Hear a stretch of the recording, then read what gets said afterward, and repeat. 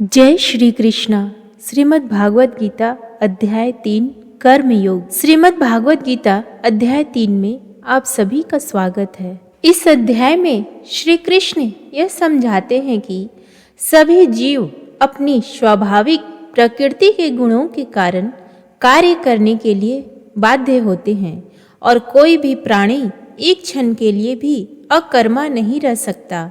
वे जो गेरुए वस्त्र धारण कर बाह्य रूप से वैराग्य प्रदर्शित करते हैं, लेकिन आंतरिक रूप से इंद्रिय विषयों के भोगों के प्रति आसक्ति रखते हैं, वे ढोंगी हैं। जो कर्म योग का अनुपालन करते हुए बाह्य रूप से निरंतर कर्म करते रहते हैं, लेकिन उनमें आसक्त नहीं होते, वे उनसे श्रेष्ठ हैं। इसके बाद श्री कृष्ण इस पर बल देते हैं कि सभी जीवित प्राणियों को भगवान की सृष्टि की व्यवस्था के अभिन्न अंग के रूप में अपने दायित्वों का निर्वहन करना पड़ता है। जब हम भगवान के प्रति आभार व्यक्त करते हुए अपने कर्तव्यों का पालन करते हैं, तब ऐसे कर्म यज्ञ बन जाते हैं। यज्ञों का अनुष्ठान वास्तव में स्वर्ग के देवताओं को प्रसन्न करने के लिए किया जाता है और वे हमें सांसारिक सुख और समृद्धि प्रदान करती हैं। ऐसे यज्ञों के कारण वर्षा होती है और वर्षा से अन्न उत्पन्न होता है जो जीवन निर्वाह के लिए आवश्यक है। वे जो इस सृष्टि चक्र में अपने उत्तरदायित्व को स्वीकार नहीं करते, वे पापी हैं। वे केवल इंद्रिय सुख प्राप्त करने के लिए जीवित रहते हैं और उनका जीवन व्यर्थ हो जाता है। फिर आगे श्री कृष्ण कहते हैं कि शेष मानव जाति से भिन्न ऐसे प्रबुद्ध आत्माएं जो आत्मज्ञान में स्थित रहती हैं, वे शारीरिक उत्तरदायित्वों का पालन करने के लिए बाध्य नहीं होती, क्योंकि वे आत्मा के स्तर पर अपने उच्च दायित्वों का निर्वहन कर रही होती है। हालांकि वे अपने सामाजिक दायित्वों का त्याग कर देती हैं, जिससे सामान्य मनुष्यों के मन में असमंजस की भावना उत्पन्न होती है। जो महापुरुषों के पद चिन्हों पर चलना चाहते हैं, इसलिए ज्ञानी पुरुषों को संसार के अनुसरणार्थ उच्च आदर्श प्रस्तुत करने के लिए बिना किसी प्रयोजन और व्यक्तिगत लाभ के लिए निरंतर कर्म करना होगा। यह अज्ञानी को अपरिपक्व अवस्था में अपने नियत दायित्वों का त्याग करने से रोकेगा। अतीत में महान राजर्षियों जैसे कि राजा जनक और अन्य राजाओं का यही उद्देश्य था, जिन्होंने अपने सांसारिक दायित्वों का निर्वहन किया था। तत्पश्चात अर्जुन पूछता है कि लोग अनिच्छा से पापपूर्ण कर्मों में प्रवृत्त क्यों होते हैं? क्या उन्हें बलपूर्वक पाप कर्मों में लगाया जाता है? परम प्रभु श्री कृष्ण बताते हैं कि संसार का सर्वभक्षी पापपूर्ण शत्रु केवल काम वासना है। जिस प्रकार से अग्नि धुएं से ढकी रहती है, दर्पण धूल से ढका रहता है, उसी प्रकार से कामना मनुष्य के ज्ञान पर आवरण डाल देती है और उसकी बुद्धि का विनाश कर देती है।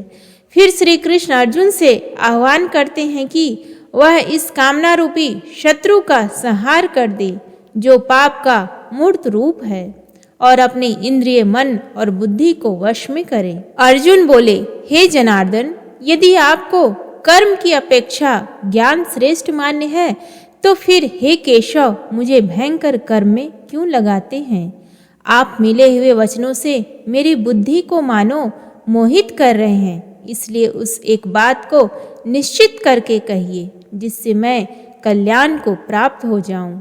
श्री भगवान बोले, हे निष्पाप, इस लोक में 2 प्रकार की निष्ठा मेरे द्वारा पहले कही गई है। उनमें से सांख्य योगियों की निष्ठा तो ज्ञान योग से और योगियों की निष्ठा कर्म योग से होती है।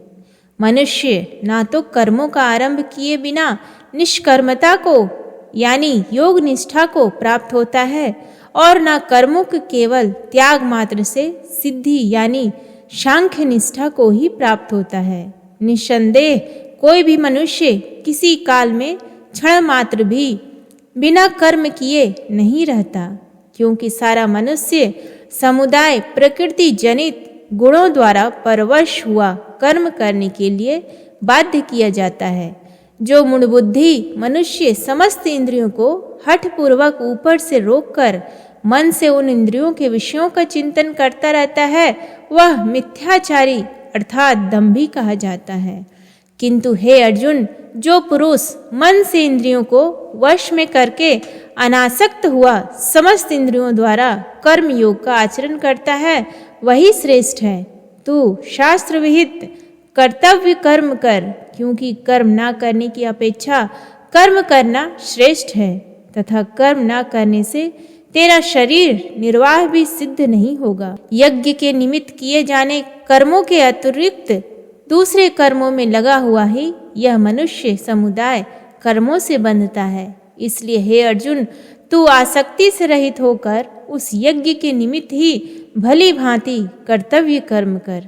प्रजापति ब्रह्मा ने कल्प के आदि में यज्ञ सहित प्रजाओं को रचकर उनसे कहा कि तुम लोग इस यज्ञ के द्वारा वृद्धि को प्राप्त हो, और यह यज्ञ तुम लोगों को इच्छित भोग प्रदान करने वाला हो। तुम लोग इस यज्ञ के द्वारा देवताओं को उन्नत करो और वे देवता तुम लोगों को उन्नत करें। इस प्रकार निस्वार्थ भाव से एक दूसरे को उन्नत करते हुए तुम लोग परम कल्याण को प्राप्त हो जाओगे। यज्ञ के द्वारा बढ़ाए हुए देवता तुम लोगों को बिना मांगे ही इच्छित भोग निश्चय ही देते रहेंगे।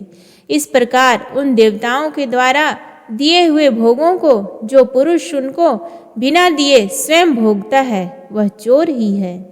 यज्ञ से बचे हुए अन्न को खाने वाले श्रेष्ठ पुरुष सब पापों से मुक्त हो जाते हैं, और पापी लोग अपना शरीर पोषण करने के लिए ही अन्न पकाते हैं, वे तो पाप को ही खाते हैं। संपूर्ण प्राणी अन्न से उत्पन्न होते हैं। अन्न की उत्पत्ति वृष्टि से होती है, वृष्टि यज्ञ से होती है, और यज्ञ विहित कर्मों से उत्पन्न होने वाला है। कर्म समुदाय को तू वेद से उत्पन्न और वेद को अविनाशी परमात्मा से उत्पन्न हुआ जान। इससे सिद्ध होता है कि सर्वव्यापी परम अक्षर परमात्मा सदा ही यज्ञ में प्रतिष्ठित है। हे पार्थ, जो पुरुष इस लोक में इस प्रकार परंपरा से प्रचलित सृष्टि चक्र के अनुकूल नहीं बरतता, अर्थात अपने कर्तव्य का पालन नहीं करता, वह इंद्रियों के द्वारा भोगों में रमण करने वाला पापायु पुरुष व्यर्थ ही जीता है। परंतु जो मनुष्य आत्मा में ही रमण करने वाला और आत्मा में ही तृप्त तथा आत्मा में ही संतुष्ट है, उसके लिए कोई कर्तव्य नहीं है। उस महापुरुष का इस विश्व में ना तो कर्म करने से कोई प्रयोजन रहता है, और ना कर्मों के ना करने से ही कोई प्रयोजन रहता है, तथा संपूर्ण प्राणियों में भी इसका किंचन मात्र भी स्वार्थ का बंधन नहीं रहता। इसलिए तू निरंतर आसक्ति से रहित होकर सदा कर्तव्य कर्म को भली भांति करता रह, क्योंकि आसक्ति से रहित होकर कर्म करता हुआ मनुष्य परमात्मा को प्राप्त हो जाता है। जनकादि ज्ञानी जन भी आसक्ति रहित कर्म द्वारा ही परम सिद्धि को प्राप्त हुए थे। इसलिए तथा लोक संग्रह को देखते हुए भी तू कर्म करने को ही योग्य है, अर्थात तुझे कर्म करना ही उचित है। श्रेष्ठ पुरुष जो आचरण करता है, अन्य पुरुष भी वैसा वैसा ही आचरण करते हैं। वह जो कुछ प्रमाण कर देता है, समस्त मनुष्य समुदाय उसके अनुसार बरतने लग जाता है। हे अर्जुन, मुझे इन तीनों लोकों में ना तो कुछ कर्तव्य है, ना ही कोई भी प्राप्त करने योग्य वस्तु अप्राप्त है। जो भी मैं कर्म में ही बरतता हूँ, क्योंकि हे पार्थ, यदि कदाचित मैं सावधान होकर कर्मों में ना बरतूं तो बड़ी हानि हो जाए, क्योंकि मनुष्य सब प्रकार से मेरे ही मार्ग का अनुसरण करते हैं। इसलिए यदि मैं कर्म ना करूं तो ये सब मनुष्य नष्ट भ्रष्ट हो जाएं, और मैं संकरता का करने वाला हूँ तथा इस समस्त प्रजा को नष्ट करने वाला बनूं। हे भारत, कर्म में आसक्त हुए अज्ञानी जन जिस प्रकार कर्म करते हैं, आसक्ति रहित विद्वान भी लोक संग्रह करना चाहता हुआ उसी प्रकार कर्म करे। परमात्मा के स्वरूप में अटल स्थित हुए ज्ञानी पुरुष को चाहिए कि वह शास्त्र विहित कर्मों में आसक्ति वाले अज्ञानियों की बुद्धि में भ्रम अर्थात कर्मों में अश्रद्धा उत्पन्न न करे, किंतु स्वयं शास्त्र विहित समस्त कर्म भली भांति करता हुआ उनसे भी वैसे ही करवाए। वास्तव में संपूर्ण कर्म सब प्रकार से प्रकृति के गुणों द्वारा किए जाते हैं, तो भी जिसका अंतःकरण अहंकार से मोहित हो रहा, ऐसा ज्ञानी मैं करता हूँ ऐसा मानता है। परंतु हे महाबाहो, गुण विभाग और कर्म विभाग के तत्व को जानने वाला ज्ञान योगी संपूर्ण गुण ही गुणों में बरत रहे हैं, ऐसा समझकर उनमें आसक्त नहीं होता। प्रकृति के गुणों से अत्यंत मोहित हुए मनुष्य गुणों में और कर्मों में आसक्त रहते हैं। उन पूर्णतया न समझने वाले मंद बुद्धि अज्ञानियों को पूर्णतया जानने वाला ज्ञानी विचलित न करे। मुझ अंतर्यामी परमात्मा में लगे हुए चित्त द्वारा संपूर्ण कर्मों को मुझ में अर्पण करके आशा रहित, ममता रहित और संताप रहित होकर युद्ध कर। जो कोई मनुष्य दोष दृष्टि से रहित और श्रद्धा युक्त होकर मेरे इस मत का सदा अनुसरण करते हैं, वे भी संपूर्ण कर्मों से छूट जाते हैं। परंतु जो मनुष्य मुझ में दोषारोपण करते हुए मेरे इस मत के अनुसार नहीं चलते हैं, उन मूर्खों को तू संपूर्ण ज्ञानों में मोहित और नष्ट हुए ही समझ।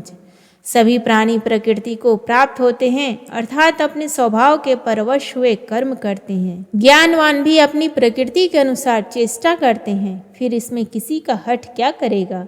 इंद्रिय के अर्थात प्रत्येक इंद्रिय के विषय में राग और द्वेष छिपे हुए स्थित हैं। मनुष्य को उन दोनों के वश में नहीं होना चाहिए, क्योंकि वे दोनों ही इसके कल्याण मार्ग में विघ्न करने वाले महान शत्रु हैं। अच्छी प्रकार आचरण में लाए हुए दूसरे के धर्म से गुण रहित भी अपना धर्म अति उत्तम है। अपने धर्म में तो मरना भी कल्याणकारक है और दूसरे का धर्म भय को देने वाला है। अर्जुन बोले, हे कृष्ण, तो फिर यह मनुष्य स्वयं न चाहता हुआ भी बलात् लगाए हुए की भांति किससे प्रेरित होकर पाप का आचरण करता है। श्री भगवान बोले, रजोगुण से उत्पन्न हुआ यह काम ही क्रोध है। यह बहुत खाने वाला अर्थात भोगों से कभी न अघाने वाला और बड़ा पापी है। इसको ही तू इस विषय में वैरी जान। जिस प्रकार धुएं से अग्नि और मैल से दर्पण ढक जाता है तथा जिस प्रकार जेठ से गर्भ ढका रहता है, वैसे ही उस काम के द्वारा यह ज्ञान ढका रहता है। और हे अर्जुन, इस अग्नि के समान कभी न पूर्ण होने वाले काम रूप ज्ञानियों के नित्य वैरी के द्वारा मनुष्य का ज्ञान ढका हुआ है।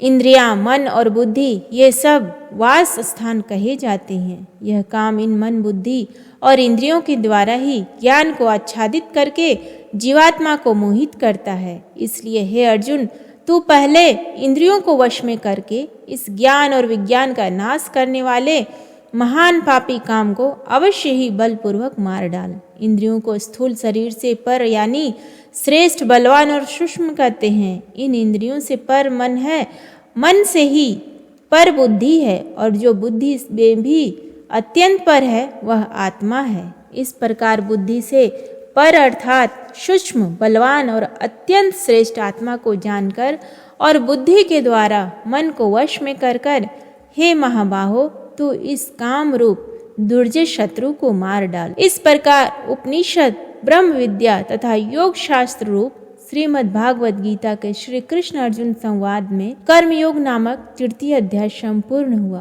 प्रेम से बोलिए भगवान श्री कृष्ण की जय। उम्मीद है आपको आज का ये वीडियो पसंद आया। प्लीज वीडियो को लाइक करें, शेयर करें और चैनल को सब्सक्राइब करें। धन्यवाद।